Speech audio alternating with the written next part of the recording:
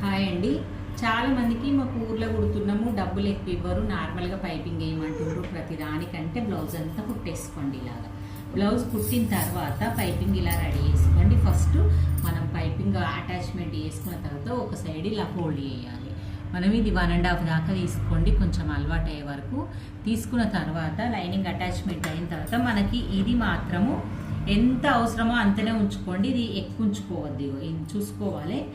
ఇంత కట్ చేసుకోవాలి. ఇలాగా కట్ చేసుకొని ఇప్పుడు మన కుట్టు ఈడుకుంటుంది కదా, ఇది నెక్ కత్క పెట్టినాం. ఇది తీసుకొని నెక్కు ఇలా నార్మల్గా నెక్ ఎట్లా వేస్తామో అట్లా అటాచ్ చేసేసినాం. అటాచ్ చేసేటప్పుడు కూడా కొంచెం మంచిగా చూసుకొని వేసుకోండి. ఇట్లా ఇట్లా చివరికి వేసింది అనుకో, ఇది 2 రోజులలో పోతుంది. ఇడిప్పాలి. ఇట్లా నువ్వు పైపింగ్ దీంట్లో పెట్టి కుడతావు. కుట్టినాక అది 2 రోజులకు పూసేస్తుంది. ఎందుకంటే ఈ లైనింగ్ మెయిన్ ఫ్యాబ్రిక్ క్లాత్ కట్టుకోలేదు. తర్వాత నెక్స్ట్ థ్రెడ్ పెట్టి కుట్టాలి. ఫస్ట్ థ్రెడ్ను మన ఈ ఉంటుంది కదా క్లాత్, ఈ క్లాత్ని వెనక్కి అనేయండి.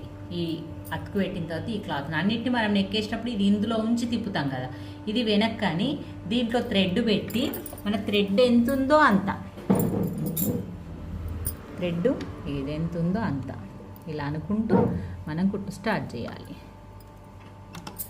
మనం సన్నది తీసుకుంటే సన్నగా వస్తుంది, కొంచెం లావు తీసుకుంటే లావు వస్తుంది. ఎవరికి ఎట్లా ఇష్టం ఉంటే అట్లా. కానీ క్లాత్ మాత్రం ఈ క్లాత్ మాత్రం ఇట్లా వెనక్కి అని ఇలా క్లాత్ పెట్టి థ్రెడ్ పెట్టి థ్రెడ్ మట్టుకే ఇలా చుట్టాలి.